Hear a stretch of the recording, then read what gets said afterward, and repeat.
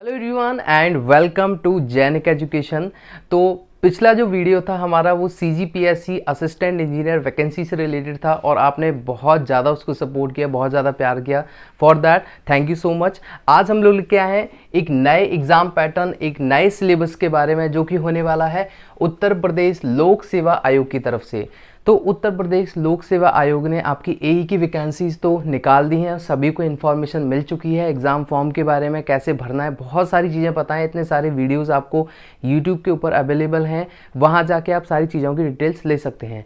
लेकिन ये जो पर्टिकुलर वीडियो अब होने वाली हैं, मैं आपको पहले बताना चाहता हूँ कि हम लोग यहाँ पे पार्ट वाइज यानी कि पार्ट 1 पार्ट 2 इस तरीके से हम लोग वीडियो बनाएंगे UPPSC AE के बारे में और कंप्लीट डिटेल में आपको बताऊँगा। लाइक सब्जेक्ट ओनली सब्जेक्ट के मार्क्स नहीं, सब्जेक्ट के नंबर ऑफ क्वेश्चंस नहीं, मैं आपको अंदर सब्जेक्ट के ये भी बताऊंगा कि पिछले सालों के जो एनालिसिस रहा है उन एनालिसिस के अकॉर्डिंग आपको किसी भी एक सब्जेक्ट के अंदर किस टॉपिक से थ्योरेटिकल क्वेश्चन आए हैं, किस टॉपिक से आपके न्यूमेरिकल क्वेश्चन आए हैं, ठीक है, और कितने क्वेश्चंस आए हैं।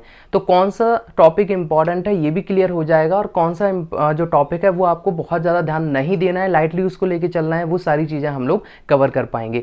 तो पार्ट वाइज चलेंगे। तो पार्ट 1 के अंदर मैं आपको बताने वाला हूँ एग्जाम पैटर्न, जिसको जानना एक स्टूडेंट के लिए बहुत ज़्यादा जरूरी है जब वो किसी भी एग्जाम को, चाहे वो JEE का एग्जाम हो, चाहे AE का एग्जाम हो या आपका ESE का एग्जाम हो, कोई भी एग्जाम हो, ये पैटर्न आपको जानना बहुत जरूरी है क्योंकि ये आपकी स्ट्रैटेजी जो होती है उसमें बहुत हेल्प करता है। लाइक बहुत हेल्प किया, अगर ये नहीं पता तो आप कभी एग्जाम को टारगेट कर ही नहीं पाओगे।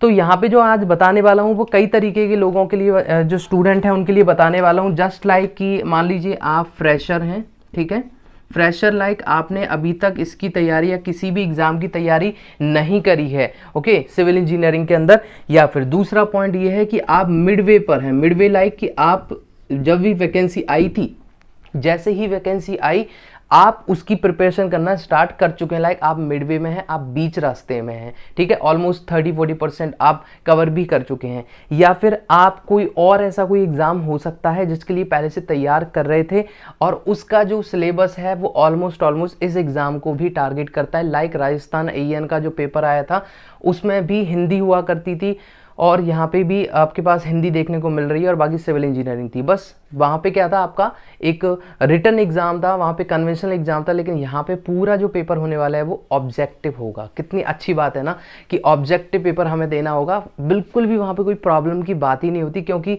हमारी आधी टेंशन दूर हो जाती। कई लोगों का कन्वेंशनल अच्छा नहीं होता, लेकिन ऑब्जेक्टिव तो यह है कि अगर आपको क्वेश्चन आता है, अगर आपको न्यूमेरिकल समझ में आ रहा है तो आप इजीली कर लेंगे। पिछले सालों के एनालिसिस की अगर हम लोग बात करें यहाँ पे तो वो भी मैं आपको बताऊंगा कि कौन कौन से साल में एग्ज़ाम हो चुका है और कहाँ पे किस तरीके से हमने एनालाइज किया कि कौन से चैप्टर्स, कौन से सब्जेक्ट आपके ज़्यादा इंपॉर्टेंट हैं। तो शुरुआत करते हैं इस सीरीज़ की जिसमें UPPSC AE की पूरी नॉलेज, पूरी जानकारी मैं आपको लाता रहूँगा। तो सबसे पहले स्टार्ट करते हैं एग्ज़ाम पैटर्न के बारे में। तो यहाँ पे देखें एग्जाम पैटर्न जो मैंने लिखा है ये 2 मोड में आपका होने वाला है। The first is written exam. अब मैंने पूरी इंफॉर्मेशन को कोशिश की एक फ्लो डायग्राम के थ्रू समझाने की। तो जो पहला जो पॉइंट है इसका, जो पहला जो मोड है that is the written exam. Written में क्या होगा, एक MCQ यानी कि मल्टीपल चॉइस क्वेश्चन आपके आने वाले हैं जिसमें 4 ऑप्शंस होंगे, आपको सही ऑप्शन को चूज करना होगा, ठीक है। कहीं ना कहीं ये जो एग्जाम है वो ESE को इक्वलेंट करता है। ESE का जो अगर मैं देखता हूँ जो पैटर्न होता है उसको भी कहीं ना कहीं अप्लाई कर सकते हैं, क्योंकि मैं किस बेसिस पर बात कर रहा हूँ, मैं बात कर रहा हूँ यहाँ पर जब आप क्वेश्चन का लेवल देखते हैं तो जो क्वेश्चन में जब प्री के जो पेपर्स हैं आपके ESE के, वहाँ से कहीं ना कहीं इसको सिमिलर मैच किया जा सकता है, ठीक है। तो बहुत ईजी नहीं है लेकिन अच्छा एग्जाम है। बात करें कितना ड्यूरेशन हम लोग मान के चल सकते हैं इस एग्जाम के लिए, तो ऑलमोस्ट मैं लेके चलूंगा कि भाई 3 से 4 महीने तो आप मान के चलिए। ऑलमोस्ट दिसंबर के अंदर ही पिछली बार हुआ था ये, इस बार भी शायद दिसंबर के अंदर आपका एग्जाम हो सकता है, ओके। तो देखिए यहाँ पे सबसे पहले एग्जाम पैटर्न में आपका रिटन एग्जाम था, यानी कि MCQ के फॉर्म में चलेगा। यही प्रीवियस ईयर से होता भी आया है जब भी कभी UPPSC ने अपना AE का एग्जाम लिया है। देन उसके बाद होगा इंटरव्यू। तो मैं रिटर्न की पूरी डिटेल में बात करूंगा। देन इंटरव्यू तो सिंपली आपका लिखा हुआ है मैंने, कितने मार्क का है, 100 मार्क्स का, ठीक है। तो रिटन जो कि MCQ फॉर्म में होगा और यहाँ पे जो इंटरव्यू है जो कि 100 नंबर की फॉर्म में होगा। जब आप रिटन क्लियर कर लेंगे, यहाँ पे जब आप इस रिटन को क्लियर कर लेंगे तो आप जाओगे कहाँ पे, इंटरव्यू की तरफ। Clear, okay. अब रिटर्न के अंदर दो पेपर होने वाले हैं, that is paper 1 and paper 2। Okay, इन दोनों को ऐड करने के बाद फाइनली जब आप इनमें क्वालिफाई कर जाएंगे तो आप जाओगे इंटरव्यू की तरफ। ठीक, ओके। अब पेपर 1 में क्या है? पेपर 1 में है हिंदी और सिविल इंजीनियरिंग। क्या है? हिंदी है और सिविल इंजीनियरिंग है। सेम टू सेम पेपर 2 के अंदर जीके जीएस है और सिविल इंजीनियरिंग है, लेकिन दोनों ही एग्जाम, दोनों ही पेपर्स कैसे हैं? एमसीक्यू बेस्ड हैं। इनमें कोई भी रिटन यानी कि कन्वेंशनल एग्जाम आपका नहीं होगा। देन उसके बाद हिंदी में आपके कितने क्वेश्चंस आएंगे? तो 25 क्वेश्चंस आपके हिंदी के पूछे जाएंगे पेपर 1 में, और सिविल इंजीनियरिंग के जो आपकी कोर ब्रांच है वहां से आपको 100 क्वेश्चंस पूछे जाएंगे। अब जो एक क्वेश्चन है भाई वो कितने नंबर का होने वाला है? तो एक क्वेश्चन आपका होगा यहाँ पर 3 मार्क्स का। कितने का? 3 मार्क्स का। जब एक क्वेश्चन 3 मार्क का है तो 25 कितने के हो गए? मार्क्स 75। ये मैंने क्वेश्चन से शो किया है, यहाँ पे मार्क्स से शो किया रखा है, एम से यानी कि मार्क्स और क्यू का मतलब है क्वेश्चन।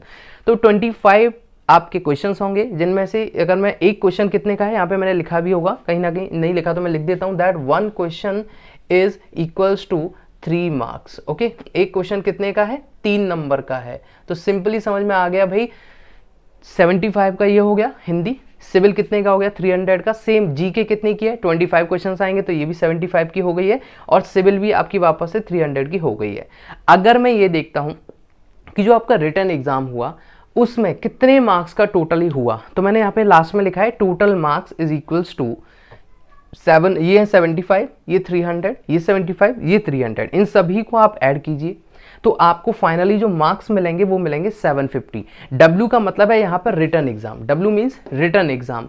उसके बाद में I मीन्स इंटरव्यू, I का मतलब क्या है? इंटरव्यू, और इंटरव्यू कितने मार्क्स का है? 100 का। तो इसको मैं समझेंगे ये कहाँ से लिखा है? मैंने ये यहाँ से लिखा है। ठीक है, तो रिटन एग्जाम हो गया 750 का, इंटरव्यू आपका कितने का हो गया? 100 मार्क्स का हो गया। क्लियर हो गया? यानी कि पूरा जो पेपर आया, पूरा जो पेपर आपका बन के तैयार हुआ वो कितने का हुआ भाई? वो आपका हो गया 850 मार्क्स का। इस चीज को ध्यान रखें, आपको 850 नंबर के लिए पूरी की पूरी तैयारी आपकी रखनी है। ये तो था पैटर्न। ओके, पैटर्न माइंड में सेट करना है कि भाई मेरे को हिंदी को भी ध्यान में रखना है, मेरे को जीके को भी ध्यान में रखना है। बाकी सिविल इंजीनियरिंग की तो मैं पूरी स्ट्रैटेजी आपको बताऊंगा। बाकी जीके और जीके जीएस और हिंदी के बारे में मैं अच्छी नॉलेज आपको आगे आने वाले वीडियोस में देता रहूंगा। ठीक है, अब बात आती है यहाँ पे कि क्या इस एग्जाम में नेगेटिव मार्किंग होगी? तो बिल्कुल आपको मैं बता देता हूँ, इस एग्जाम के अंदर नेगेटिव मार्किंग होगी। ठीक है, अब वो नेगेटिव मार्किंग किस तरीके से की जा रही है यहाँ पे वो भी आप देख लीजिए। वो है आपका 1/3 of number decided for 1 question. Like कितना हुआ? नेगेटिव मार्किंग किस तरीके से है? 1/3 of the number of decided to 1 question. जैसे एक क्वेश्चन कितने नंबर का है? 3 नंबर का है, तो उस 3 नंबर का 1/3, यानी कि हर सिंपल सी 3 से 3 को मैं कैंसिल कर देता हूं, तो 1 नंबर आपका कटेगा हर एक गलत क्वेश्चन के लिए। जब भी आप क्वेश्चन को गलत करोगे तो उसके लिए आपका 1 एक्स्ट्रा मार्क माइनस हो जाएगा। सिंपल वे में मैंने नेगेटिव मार्किंग को समझाने की यहाँ पे कोशिश की है। ओके, तो नेगेटिव मार्किंग आप सभी को समझ में यहाँ पे आ चुकी है। अब हम लोग बात करेंगे कि सिलेबस कैसे होने वाला है। ठीक है, अब सिलेबस के अंदर भी भाई मैंने क्या किया है, ओनली अभी बताया आपको पेपर 1 में सिविल इंजीनियरिंग, पेपर 2 के अंदर जो सिविल इंजीनियरिंग का पार्ट जो होने वाला है। ठीक है, हिंदी की अगर मैं बात करूंगा तो भाई हिंदी का प्रीवियस ईयर एनालिसिस के बारे में नेक्स्ट वीडियोस के अंदर लाऊंगा। ठीक है, जीके जीएस के बारे में नेक्स्ट वीडियो में आपको बताऊंगा कैसे तैयारी करनी है, क्या करना है। ओके, सबसे पहले बात करेंगे सिलेबस में सिविल इंजीनियरिंग को कैसे पढ़ना है, प्रीवियस ईयर एनालिसिस के अकॉर्डिंग मेरे दिमाग में अभी तक क्या आया है। ठीक है, पहली बात तो ये कि ये एग्जाम आपका 2011 के अंदर 2011, 2013 के अंदर, देन उसके बाद 2016 के अंदर, उसके बाद 2019 जो 20 में हुआ था एग्जाम 2019, ठीक है, और अब वापस से 2021 के अंदर। तो इसका मतलब अपने पास 4 इयर्स के एग्जाम्स एनालिसिस के लिए अपने पास मौका है, यहाँ से हम लोग इसका एनालिसिस कर सकते हैं और आपको करने की जरूरत नहीं है, नेक्स्ट वीडियोस में मैं ही लेके आऊँगा इसका एनालाइज्ड। ओके, अब सिविल इंजीनियरिंग में कितने सब्जेक्ट हैं भाई, तो देखें पेपर 1 की मैं बात करूंगा। यहाँ पे कौन सा पेपर चल रहा है आपका, दैट इज पेपर 1। ओके, मैंने यहाँ पे लिखा है पेपर 1 सिविल इंजीनियरिंग। देखो कौन कौन सब्जेक्ट है, इंजीनियरिंग मैकेनिक्स, सोम, स्ट्रक्चर। अब ये 3 पार्ट जो होते हैं ना, तीनों पार्ट्स आपके एक तरीके से चल रहे होते हैं, इंजीनियरिंग मैकेनिक्स, सोम, स्ट्रक्चर। ठीक है, एक फैमिली के पार्ट है, इसको मैं पार्ट नंबर ए नाम दे सकता हूँ। और यहाँ से आपके 20 से 24 क्वेश्चन आपको देखने को मिले थे। ठीक है, प्रीवियस ईयर का एनालाइज कर रहे हैं हम लोग, वहाँ उसके अकॉर्डिंग 20 से 24 क्वेश्चन आपके ऑलमोस्ट देखने को मिलते हैं। देन इसके बाद बात करूंगा स्टील स्ट्रक्चर आरसीसी, जो कि एक टाइप के सब्जेक्ट हैं जिनमें हम लोग आईएस कोड का यूज़ करते हैं। आईएस कोड कौन सा होता है इसमें, IS 456-2000, इसके अंदर ये वाला चलता है, ठीक है। और यहाँ पे कौन सा चलता है, sorry this is for RCC, that is IS 456-2000, और यहाँ पे कौन सा चलता है 800, IS 800-2007, ओके। तो ये आपके IS कोड है, जहाँ से क्वेश्चन जो पिछले सालों में बात करूँ तो डायरेक्टली IS कोड से 5 से 6 क्वेश्चन आपको देखने को मिल जाते हैं। Next is building material and construction और CPM PERT, ओके। तो कंस्ट्रक्शन प्लानिंग मैनेजमेंट और PERT, जो PERT वाला पार्ट है यानी CPM PERT और बिल्डिंग मटेरियल वाले पार्ट से आपको 26 से 28 क्वेश्चन देखने को मिल रहे हैं। देखने वेटेज कितना है इसका, तो 26 से 28 क्वेश्चन आपको यहाँ से मिल गए। देन इसके बाद सॉइल मैकेनिक्स, जो अपने आप में एक बड़ी फैमिली है, ठीक है। तो मैंने क्या किया, इसको A पार्ट दे दिया, इसको B नाम दे दिया, इसको मैंने C नाम दे दिया और इसको D नाम दे दिया, ओके। 4 मैंने इसके पार्ट बना दिए हैं। इन चारों पार्ट्स में कितने नंबर के क्वेश्चंस आए हैं अभी मुझे वो बताना है।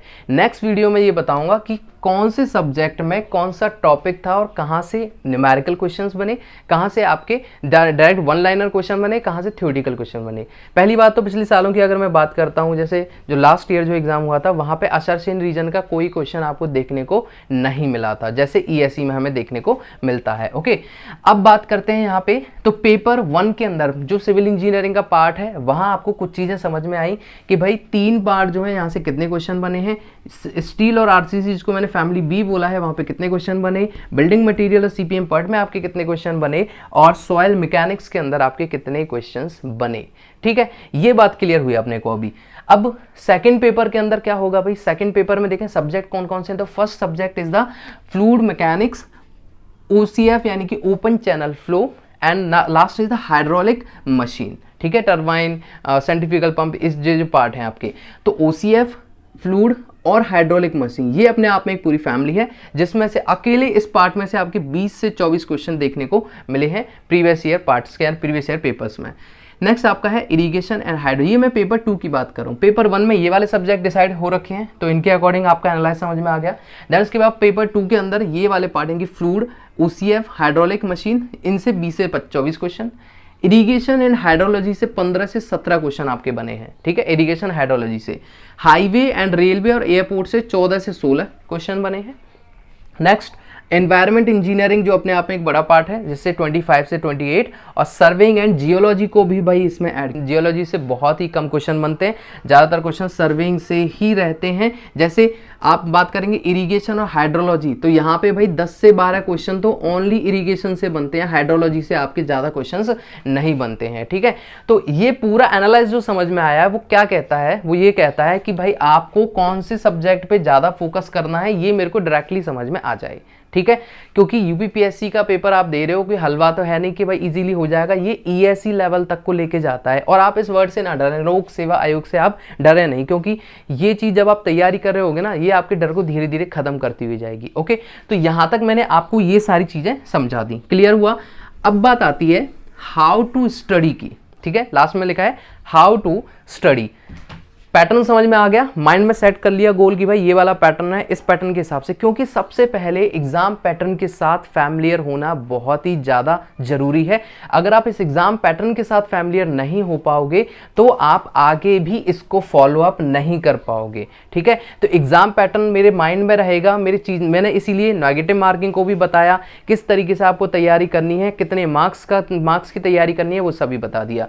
नेक्स्ट वीडियो के अंदर क्या बताने वाला हूँ, कट ऑफ क्या रहेगी, ठीक है, कौन सी बुक्स इंपॉर्टेंट है यूपीपीएससी AE के लिए, ठीक है। और तब तक शायद जब अपन इन वीडियोज को 2 से 3 वीडियो आप देख लोगे, तब तक हमारा क्रैश कोर्स भी लॉन्च हो रहा है। आपको सभी को इन्फॉर्मेशन मिल चुकी है, बहुत ही ज़्यादा एक्साइटेड हैं सभी स्टूडेंट के, मैसेज आने लग गए हैं कि क्रैश कोर्स सर जल्दी जल्दी लॉन्च करें। तो क्रैश कोर्स आपका 1 सितंबर 2021 से स्टार्ट हो जाएगा, and that is free of cost. आपको 1 रुपया भी उसके लिए अपनी तरफ से नहीं लगाना है, आपको बस मेहनत करनी है एग्जाम के लिए, ठीक है। फ्री क्रैश कोर्स होगा जिसमें सारे सब्जेक्ट्स कराए जाएंगे, वेल प्लान्ड है, आपको रोड मैप समझाया जाएगा, आपको according to previous year analysis के अकॉर्डिंग आपको उस एग्जाम की तैयारी कराई जाएगी और पूरी हेल्प की जाएगी। टेलीग्राम ग्रुप के ऊपर सारे लिंक्स मिलेंगे, सारी डिटेल्स आपको मिल जाएंगी, ओके। तो आज के इस सेशन में मैंने आपको समझाया है exam pattern, syllabus of the civil engineering. Like अगर मैं थोड़ा सा और आइडिया देता हूँ कि हालांकि मैं उसका पूरा अलग से बनाऊंगा नॉन टेक वाला पार्ट का, लेकिन जैसे पेपर 1 में हिंदी है तो इसमें हिंदी में कुछ भी डिटेल में नहीं लिखा हुआ कि आपको क्या पढ़ना है। लाइक उसमें लिखा हुआ है हिंदी की सामान्य नॉलेज होनी चाहिए, जिसमें आपके क्या क्या आ सकता है हिंदी में, आपके संधि विसर्ग आ सकते हैं, प्रत्यय आ सकते हैं, ये सारी चीज़ें आपके किस में होती हैं, ये हिंदी के अंदर होती हैं, हिंदी की जो ग्रामर है आपकी। सेम सेम अगर मैं जीके जीएस की बात करूंगा तो करंट अफेयर भी आपका मिलेगा, यूपी की जीके भी हो सकता, ऐसा नहीं कि यूपी की ही जीके आएगी, ऑल ओवर इंडिया कहीं की जीके आ सकती है। हिस्ट्री आएगी, ज्योग्राफी आएगी, इकोनॉमिक्स आएगी। तो हिस्ट्री, ज्योग्राफी, इकोनॉमिक्स, इनको आप प्रीवियस ईयर जो ईएससी के पेपर हुए हैं, यूपीएससी के पेपर्स हुए हैं, उन पे बहुत ज़्यादा ध्यान दीजिए, वहाँ से क्वेश्चन डायरेक्टली यहाँ पे उठ के आ जाते हैं, ठीक है। लेकिन करंट अफेयर जो है वो आपको करंट का पढ़ना पड़ेगा, बस उसको छोड़कर बाकी आप प्रीवियस ईयर यूपीएससी के पेपर से भी तैयारी कर सकते हैं। ओके, तो इतना मैंने यहाँ पर बताया। अब यहाँ पे एक क्वेश्चन मार्क बन जाता है, that how to study. Okay, and that is the big question mark. यहाँ पे मैं बात करूंगा दैट हाउ टू स्टडी। भाई तो सबसे पहली बात तो मैं इसको नेक्स्ट वीडियो में आपको बताने वाला हूँ, तो अगर आप मेरे साथ जुड़े रहेंगे तो मैं ये भी बताऊंगा how to study, how many big books you have to prefer for preparation of this exam, particularly for the UPPSC AE exam। ठीक है, कौन सी बुक्स को पढ़ने से ज़्यादा एक्यूरेसी मेंटेन होगी। लाइक बहुत सारी बुक्स हैं जिनके साथ एक्यूरेसी मेंटेन नहीं होती क्योंकि बुक्स में गलतियां बहुत हैं, ठीक है। तो कहाँ से आप तैयारी करें, लेकिन तब तक आपको क्या करना है, टेलीग्राम ग्रुप को ज्वाइन कर लेना है जो कि इस वीडियो के लिंक में है। वहां आपको मैं कोशिश कर रहा हूं पूरी तरीके से कि हर एक पॉसिबल मटेरियल, हर एक पॉसिबल स्टडी नोट्स आपको प्रोवाइड कर रहा हूं, जो कि यूपीपीएससी एई को डायरेक्टली टारगेट करते हैं, specially design based on the UPPSC AE, इसी के ऊपर डिजाइन किए जाएंगे वो, ठीक है। तो सारे टीचर्स होंगे, पूरी टीम होगी, और जब 31 को पैनल डिस्कशन होने वाला है उसमें सारी जो डिटेल्स हैं उनको रिवील किया जाएगा कि कौन सी सब्जेक्ट को कौन सा टीचर पढ़ाने वाला है, ठीक है। प्लान बताया जाएगा कि किस तरीके से करने वाले हैं, और सबसे बड़ा जो इंपॉर्टेंट बात है कि हर एक टीचर सब्जेक्ट के साथ में टॉपिक वाइज क्वेश्चन कराने वाला है। ये नहीं कि अब चैप्टर खत्म हुआ तब टॉपिक हम लोग करा रहे हैं, डायरेक्टली जैसे ही टॉपिक कंप्लीट हुआ टॉपिक के बाद आपको क्वेश्चन कराए जाएंगे, जितने भी पॉसिबली उसी एग्जाम से रिलेटेड प्रीवियस ईयर में किसी भी स्टेट के एई एग्जाम के अंदर आए हुए हैं, ठीक है। तो टिल देन नेक्स्ट वीडियो में जो हम मिलेंगे, तो उससे पहले आप तैयारी कर लीजिए कि भाई आपको अब इसके लिए तैयार हो जाना है, प्रिपेयर कैसे करना है। नेक्स्ट वीडियो के मैं आपको बताऊंगा that how to study. Okay, तो थैंक यू सो मच, मिलते हैं नेक्स्ट वीडियो के अंदर।